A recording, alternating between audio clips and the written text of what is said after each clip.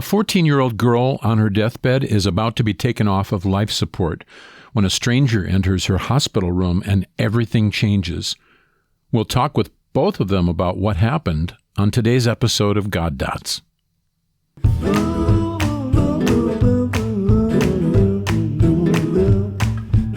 Welcome to God Dots Radio, bringing you unforgettable stories of divine connections. These are real stories about real people who experienced a coincidence so amazing, God must be in it. I'm your host, the God Dots guy, Kevin Norberg.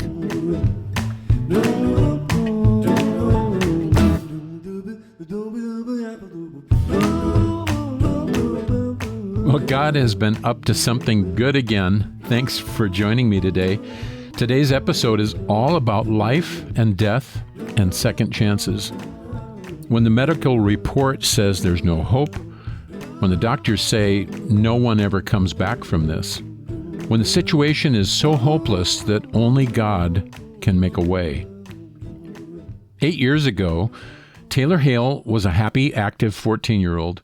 She was a member of the cheerleading squad at her high school in Waukesha, Iowa. But a single moment was about to change Taylor's life. You see, Taylor fell and hit her head on the pavement and suffered a traumatic brain injury. Taylor was hospitalized in a medically induced coma. She went from being a happy, physically active teenager to a comatose patient with a poor prognosis. A week later, the grim situation took a terrible turn. Taylor suffered a brain hemorrhage. Her doctors informed her parents that Taylor's brain had literally turned to mush and had begun to slide down into her spinal column. The doctors said, "No one can ever recover from this." Taylor was brain dead. Her family was told to make plans for organ donation as they prepared to take Taylor off of life support. But that's when a stranger entered Taylor's hospital room. We're going to talk to both Taylor Hale and the stranger in her room today and discuss the amazing God Dot moment that gave her a second chance at life. Here's my interview with Taylor Hale. All right, well, we are here on God Dots Radio with Taylor Hale. Taylor, it's great to see you and have you here. Yes, thank you. And for those who are listening to the podcast, we'll also have a video version of the interview up on our YouTube channel. So you can go to goddots.org and click there and find the link to go to YouTube if you want to watch the interview and see Taylor and hear as you hear her story. Why don't you tell us a little about yourself? Who is Taylor? Well, I am Taylor. I'm 22 years old now, and this whole story and life's journey started in 2011 on September 9th. I work full-time now. I'm not in any rehab or anything like that anymore, which is good. So that's a huge deal for me. Otherwise, this all happened in 2011. I was 14 years old. I was a freshman at Waukesha High School. And it all just happened. We went to school like a regular, high school student on a Friday. And there was a football game after school that evening. You were a cheerleader, right? Yes, I was a cheerleader. I cheered for football mostly, or mainly then. It was just football. I wasn't cheering that night, though. I don't believe, if I remember right. I think it was a senior game that night, so we had all just gone to watch the game. But then, after the football game, we just went to a friend's house. We were all hanging out outside. It's nice outside. It's football season and whatnot. And I was sitting on the hood of a car with another one of my friends. And things just happened, It was just you and some friends that were kind of horsing around and... we were just hanging out. There were some friends, obviously, like just sitting on the grass and talking and whatnot. And then there was me and one of my other girlfriends, we were sitting on the hood of the car, just listening to music, talking, whatever, just hanging out. Mm-hmm. And then, in the spur of the moment, the guy had gotten in the car, whatever, drove off. So he was going to leave the party, and you guys didn't want him to. You and a girlfriend. I don't remember any of that necessarily. I don't know. I know we were sitting on the car, I think, before he had gotten in it. So you were on the hood already. Yes. But he had to go. So what did he do? Just get in and kind of like, toot the horn and, hey, girls, I got to go, or? From what I know, obviously, from what people have told me, just got in the car and everything. My other friend had time to get off. Obviously, I didn't. So he drove off, and I was just kind of holding on for my life on the hood of the car. And then that's when I had flown off and hit on the pavement. So. Wow, you took an Indiana Jones ride. The Indiana Jones movies, he always comes out okay, but you didn't come out okay. No, not in the moment. You fell and hit your head, right? That was what? I've heard, obviously, yes, I had hit my head, but when my friends were there, I remember one of them telling me, or telling my parents who had retold me, that in the moment, like, I had landed on my feet, but because of the impact, it was just like so much that I had like fallen down and then like fell backwards and had hit my head on the pavement. So yes, obviously I couldn't stick the landing, I guess, and fell backwards, but. Wow. From that moment you were out, right? It was unconscious. You were unconscious. Yes. Yep. And they had called 911, and I know my friend who was there with me, sitting by me when they would call the police and everything, that they were making sure to know if I was breathing and like if I could respond or anything like that. And I wasn't responding, but they had to keep my like airways open and things like that till they got there. But yeah, from that moment on, I was pretty much like gone or not there or whatever you want to say. So all of your memories of that are erased, obviously, but people have filled in the details of the story for you. So when you got to the hospital, when they took you in that day, you were in the hospital for what, about a week in an medically induced coma? I was in there from the 11th to I want to say it was like the 18th or 19th or something like that. It was at least a week, I know. I remember from reading the story that during that time, the doctors were telling your parents that your chances of walking, talking, being able to eat without a feeding tube were probably pretty slim. Yes. And then what I remember seeing this in the story, that during that time people could not talk or make loud noises in the room because it would overstimulate you. Even though you're in a coma, you're still probably hearing what's going on in the room. Your parents during that week were reading a book to you. Do you remember? You don't remember that, but obviously I don't remember that. I don't know. It said they were reading Twilight, the Twilight book series, softly, as you laid motionless, covered in tubes. Yeah. So you got Twilight read to you by your mom and dad. Yeah. Wow. Your mom said something about, at that point you were in ICU and you were the most serious patient there. You were in the most serious condition. And then all of a sudden everything took a downturn and you got even more serious. Your mom said that you suffered a brain hemorrhage, I guess. It was, swelling up to my spinal cord at one point. Yeah, I remember your mom saying something in the story about your brain kind of turned to mush and started to slip down into the spinal column.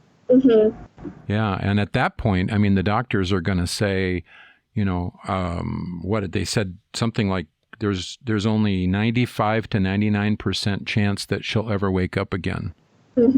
So it was pretty dire. That's about the worst case scenario you can hear. I can't imagine what your parents were going through at that point. So helpless, and they can't do anything. Right. And then the medical team declared you brain dead, and took you off the medications and oxygen. And they said that we don't know how to medically explain this, but there's nothing more we can do. Mm-hmm. So that the medical team was at the end of the rope. That's when they told your parents, you better call in friends and family and get people in here to say goodbye. Wow. And I can't even imagine that as a parent, as a friend, coming in and seeing you in that condition and never being able to hug you again or say, talk to you, or it's pretty crazy. So at that point, one of the friends, one of your folks' friends or acquaintances, was Dr. Stickel. And being a chiropractor, of course, he came in and do you remember in the story what, he'll tell us, but what do you recall people saying of that time when he was in there? I don't really remember. I never really had asked or anything. I just know, like I said, he had come in and just laid his hands on my shoulders or whatever, and just felt like God was speaking, like almost like through him in a way. And that he just needed to be there and pray with the family and everything like that. But other than that, obviously I don't know. I wasn't fully with it at that point, but sure. Well, that's why I asked Dr. Stickel. It's Dr. Jeffrey Stickel, and he's a chiropractor in Des Moines. And Dr. Stickel and I recorded a short little segment, and maybe now would be a good time we can go to that and let him tell the story, pick it up from where we left off when he came into the room, what happened next. Yeah. So let's hear from Dr. Stickel. Okay. Hey, Dr. Jeff Stickel is with me. Good to have you here, Jeff. You bet. Thanks, Kevin. Yeah, thanks for coming on. Taylor has been telling her story and telling us what kind of led up to this moment when you had an encounter with her. Before we get into that piece of the story, tell me about how you came into the story. What was your connection with the family? Her aunt and her grandma and a bunch of her cousins, like a whole bunch, 7 or 8 of her family members are patients of mine. And they had told me about Taylor and what had happened. And I said, yeah, I should just go there and, do some of my healing work I do. And so, because they'd kind of known that I'd done that before, gone to places and did some chiropractic healing. But I think it was either her mom or her dad, wasn't quite sure, because she was really bad, that the doctors had pretty much like given up. And then a couple So when you got to the hospital, what was the mood like in the room at that point? Yeah, it was real somber, and they were going to take her off the life support, and the doctors basically said there was there's nothing else they could do. Her brain had turned to mush, and it was falling down through the foramen magnum.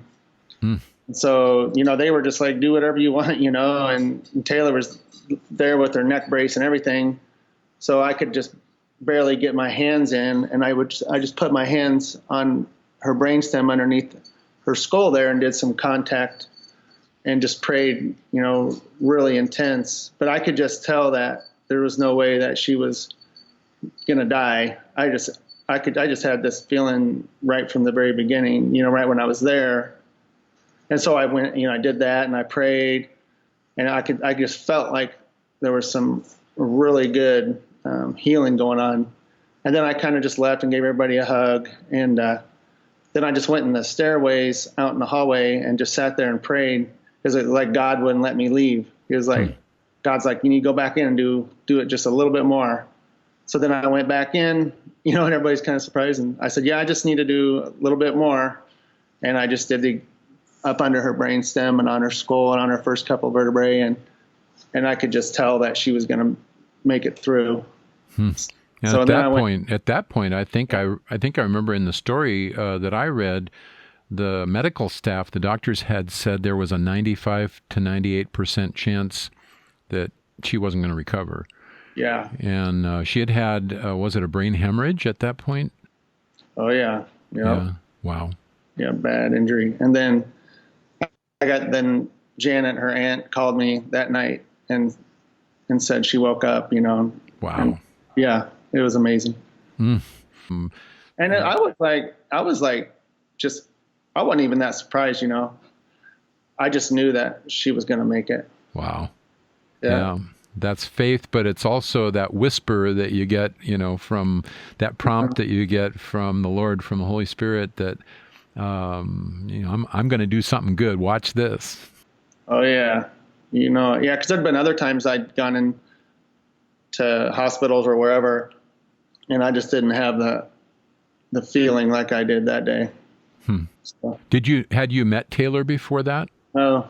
So you didn't know her. Did you know her parents?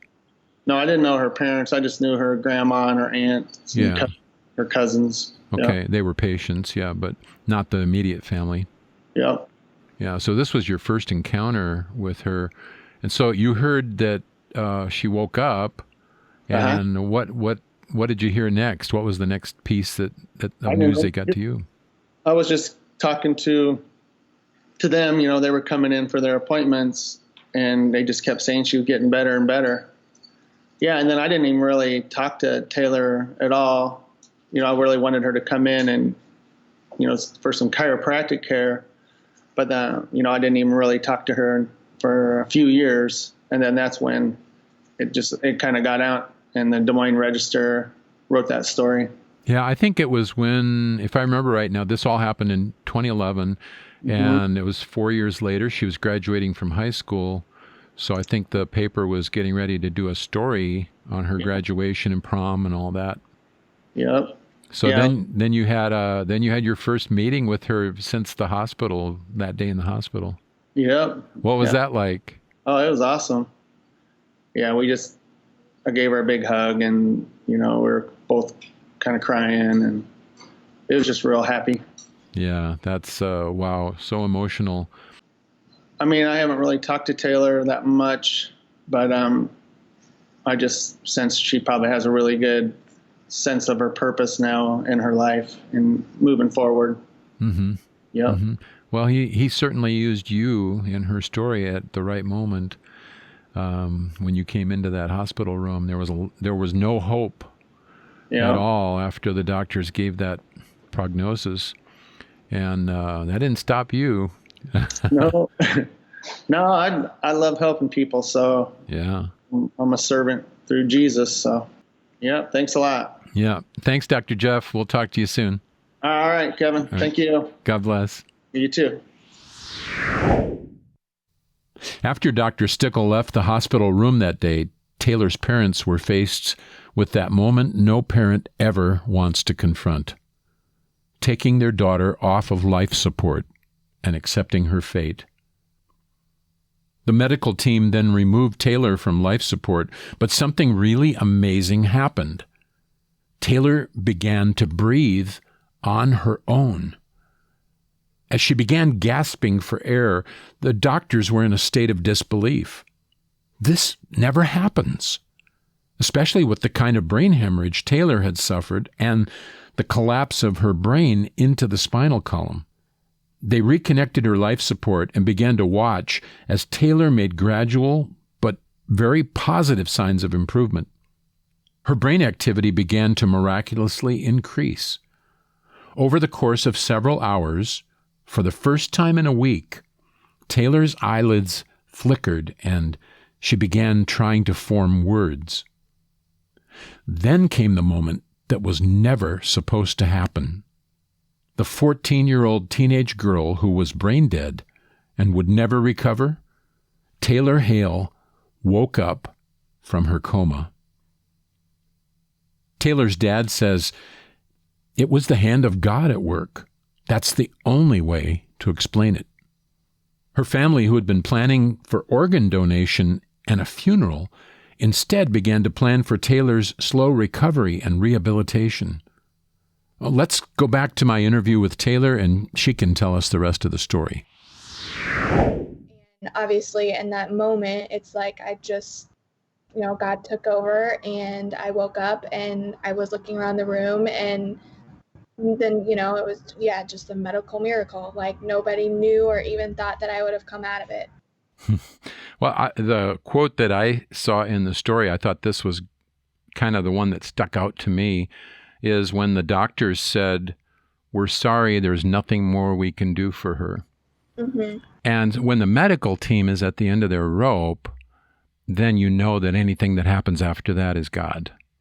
Right. Because if they can't help you, and they're expecting one thing and something else completely different happens. Mm-hmm. Wow.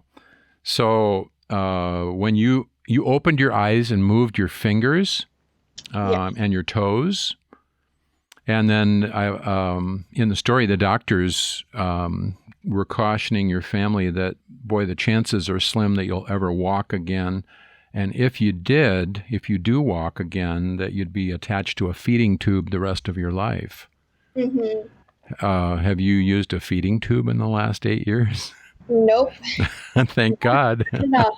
I know, obviously, I wasn't walking right away. I went through the process of wheelchairs and then into walkers to rebuild my strength and everything like that.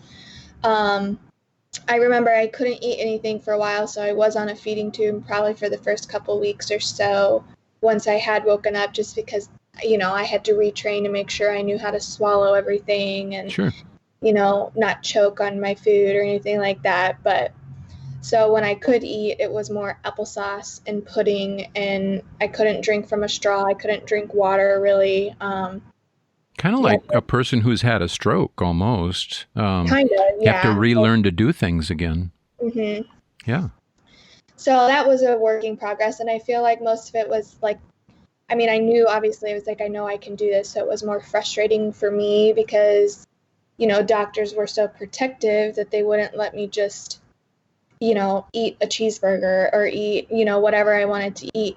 So I feel like I got really frustrated with that, just because I know I'm like a 14-year-old girl. I know how to eat food, and because it's like I still didn't fully understand the process as to why everybody was being so cautious. Yeah, you had the same appetite you had before all of this happened. Mm-hmm. Yeah, that's amazing. That's frustrating, but yeah. I know even in the doctor's intentions and God's intentions and everything like that, they were doing and looking out for what's going to be best for me in that moment. So I just had to respect that and take it day by day. So when all of this happened, you had to learn to walk, eat, do nearly everything else that you were doing before the accident. What was that like? That's amazing that you went through that journey to get to where you are. Yeah, like I said, still just more frustrating. It was more just a day-to-day struggle. I know I had to go in the wheelchair and everything, but I knew I was ready. I was like, I feel strong enough. Like, I'm ready to go to the walker, or I'm ready to, walk at least a couple steps or whatever. Like, I didn't want to sit in a chair after sitting in a hospital bed for however long, Mm-hmm. But it was a work in progress. I was in physical therapy, occupational therapy, speech therapy, everything there at the hospital. So yeah, it was just a day by day, take it easy. And then once, after a couple weeks at the wheelchair, then I was to the walker, and I could do more walking around the hospital, or we could go outside to the little patio thing they have out there and get fresh air. And I remember that because, I feel like I hadn't been outside in forever. So it was nice to go outside and actually see greenery and, get fresh air. Felt nice. So Wow. I imagine your parents and your friends were just jaw-dropping at the progress you were making after what the doctors had told them would be the case. They gave them the worst-case scenario, and didn't give you a lot of hope for the future. But God had a different plan. Yes, He did. And I feel like a lot of it too, I had a great support system, so it made those days easier with all my friends and my family, and my counselor from elementary school was there every day a lot, and everything like that. My training coach was there a lot. So it was nice to just have like that support system and like those encouraging words of like, you can do this and things like that, which helped me. And obviously, as you know, I knew God was by my side and he was there with me every day. So he wasn't going to let anything else happen at that moment. He was just going to help me recover and keep me calm and like the hardest time of my life. So. Mm-hmm. Yeah. How long was that period of rehab and getting yourself back on your feet again and being independent? Well, I'm trying to think. I know I did it the whole time I was in the hospital, and I went in September 11th. So I woke up around like September 18th. And then from then on, I mean, it was therapy every day and slowly but surely working into getting out of the hospital. So between like September 18th through like October, I think it was like 20th or 23rd or something like that, that was the day I had gotten released. So, I mean, it was still a work in progress, just being in the hospital, still getting that done. But once I got released to actually go home, I still did outpatient therapy and things like that. I was probably done with that maybe like a few months after I got out. I can't remember the exact day, but it had to have been, I don't know, maybe after Thanksgiving or even before. I'm not sure of that year, but sure. So like 6 weeks in the hospital and then another 6 to 8 weeks of therapy outside of the hospital. Yeah, probably something like that. Like I said, I don't really remember the dates, but. Have you had moments where you just get this kind of awakened feeling that I'm getting a second chance here? I mean, things that you do just that would be normal, routine things, and all of a sudden you get reminded that, hey, I came really close to not being able to ever do this again. Yeah, I've had days like that. I mean, I still get days like that. I feel like most of the time it comes more around like the anniversary of when that all happened in September of every month. Sure. Or every year. But, I mean, yeah, I mean, it's always in the back of my mind, just knowing, like, if it wasn't for him, I might not have ever been here ever again, or seeing my friends and family, or doing the things I'm doing today. Mm-hmm. So that's a huge thing. Mm-hmm. Well, when the doctors give you a 95 to 98% chance of not being here, the medical team, and then you defy all the odds and God does an amazing miracle. Mm-hmm. He completed it in you with a lot of work on your part. He completed it in you. That is really so cool. I'm wondering, because this is God Dots and we like to talk about the divine appointments, obviously Dr. Stickel was the biggest God Dot in the whole story. He came in and when he laid hands and prayed for you. But other than that, what are some of the other divine appointments or God connections that you feel have come out of this whole story of yours? I mean, obviously, like the nurses and doctors at the hospital, I mean, they were connected with not only me, but my family, and they were there every day. And then I feel like a lot of the news outlets locally, I connected with them, or somehow God found a way for them to connect with me, to get my story out there, because as you know, I mean, God has a reason for everything.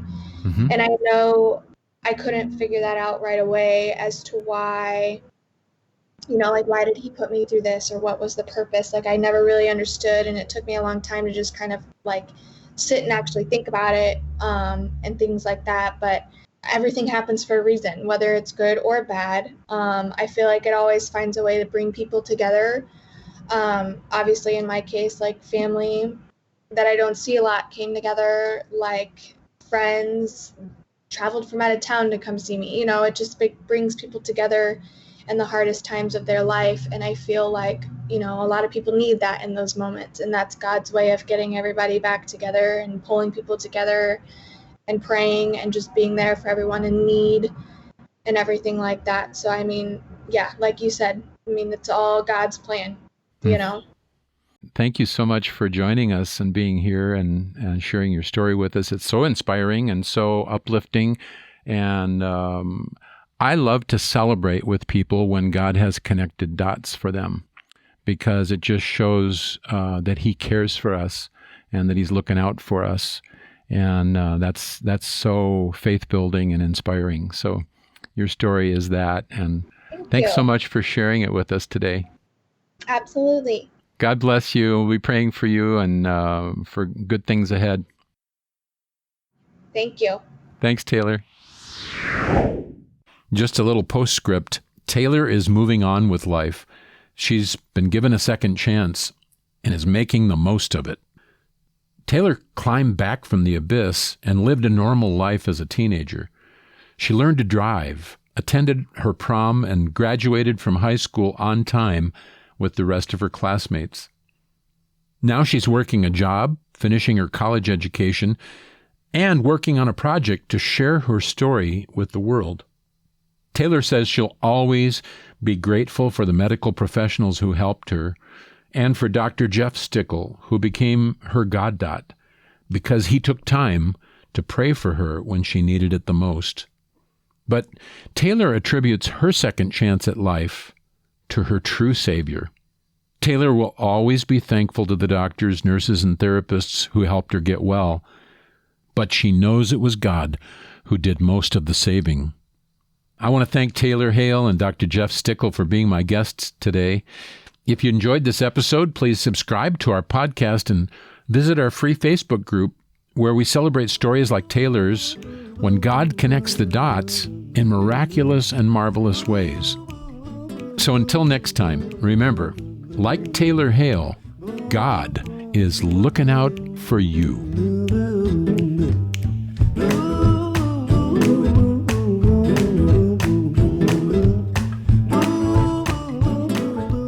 Thanks for listening to God Dots Radio. If you enjoyed today's program and want to know more, check out our website, goddots.org. Please subscribe to the podcast to stay connected. And to read and submit stories, be sure to join our free Facebook group, facebook.com/groups/goddots. Join me, the God Dots guy, next time for more unforgettable stories of divine connections on God Dots Radio. God Dots is a ministry of God Dots International. And don't forget, God is looking out for you.